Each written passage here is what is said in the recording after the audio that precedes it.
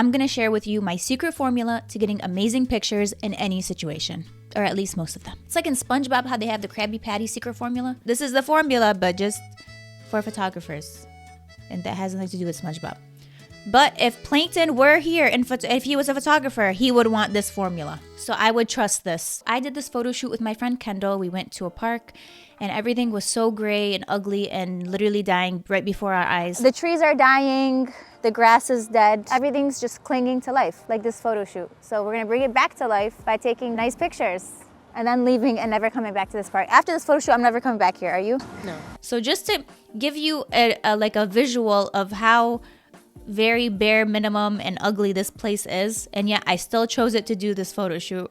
I had no hair, no makeup, no styling, absolutely nothing. I did this photo shoot completely on my own. I planned it by myself, and these are how the pictures turned out. So I'll talk to you guys about how I kind of did this. So the gear that I use is the Hasselblad XCD 100C, and the lens choice was very important, and this is one of my tips.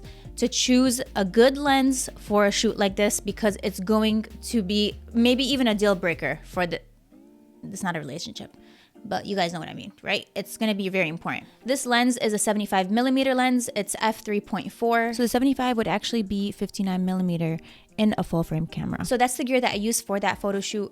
What I'd recommend is a prime lens, long focal length. When the location is ugly, you'll see me pull out my portrait lens every time, okay? If you see me switching lenses, that's when you know, like, Jessica does not like the location. Or maybe I just want the focus to be on the subject and I want it to be more simple. That is why, again, the lens choice is so important. And this lens in the XCD series is the longest focal length, so I thought this was perfect. It was gonna help me achieve this beautiful portrait look. Full transparency, Hasselblad sent me this camera, the X2D, and then the two lenses. So one of them is in my bag, it's 55, and then this one is the 75. You can get 75mm, you can get 85mm, 100mm. You could use any long focal length to achieve this type of look and make it easier on people's eyes so that they don't see the trash cans in the back. Okay, for me, at least, I live in Michigan, guys. Okay, that's just personally me. I don't know, you guys might live in Germany or something. Castles, Switzerland, I don't know. So the 75p lens that I used for this photo shoot is actually the first portrait lens in the XCD series. And it's also the longest focal length, and it has the largest aperture at f3.4. The lens weighs 398 grams, it's 71mm in length, and it's 45% lighter and 24% shorter than the XCD 65. It's easy to take with me. I don't have to worry about having a whole crew and film and tripods and stands and all of this. Is just me and my camera. So it's very simple. Camera body, camera lens. That wasn't right. Camera body, portrait lens. Now that you have that, let's move on to the styling. Yeah, I know. Nobody likes styling, okay? Nobody. I don't like to pick out. Look what I'm wearing. Please. Look at my pants. My pants don't even match. And look, I'm wearing socks. Play pretend you like styling today. I have 3 things in the secret formula that you need for styling: clothes, colors, and props. When I know I won't have a stylist, I focus on big clothing pieces, so tulle dresses, sets, like matching sets you could do.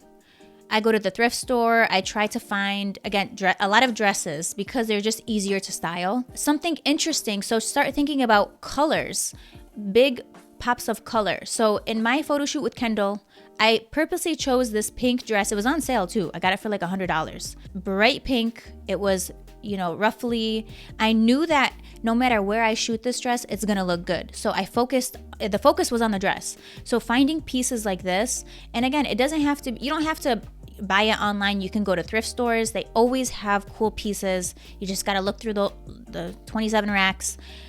And you will find something. So focus on bright colors, something that will pop in your pictures, right? So if your background is gray and ugly and dull, you want colors in your outfit that are going to stand out from that. Something that changed the way that I photograph is memorizing the complementary color wheel. Oh my God, how this changed the way I see colors in my photographs.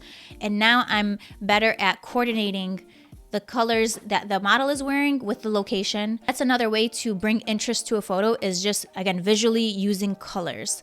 So complementary color wheel, you guys go memorize it and thank me later.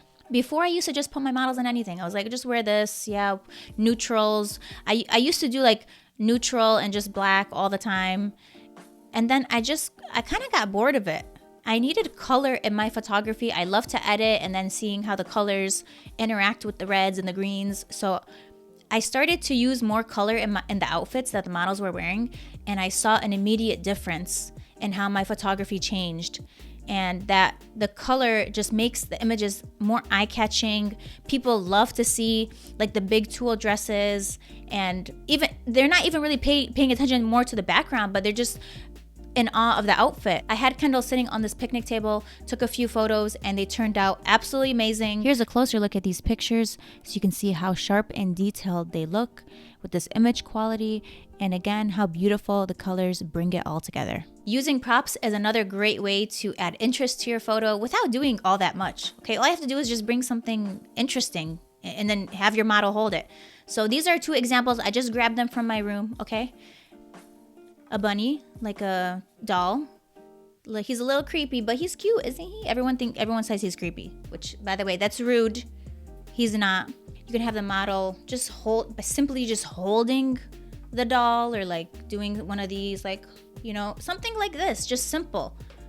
Plain background, but now we're introducing something with color. It's a little creepy. They're gonna be like, what is that? They're gonna stop to zoom in on this face, okay? It's on his face, not mine. I bought this online a few years ago. It's just a phone. It doesn't even work. Here, do a photo shoot right now of this. Again, just very simple, random stuff you can just find and then add to your pictures to make it look cool. She has a boring outfit, not much going on. It doesn't matter because now she's calling the police. Low-key, I miss these types of phones. Bring them back, please. Okay. It doesn't cost all that much. You can get it at a thrift store. You can order it on Amazon, whatever. I'm just saying it doesn't take much to just add in random things to make your pictures have some interest, look cool. And it's also fun to photograph. For continuity, I have to get rid of him. Sorry, but he's cute, isn't he?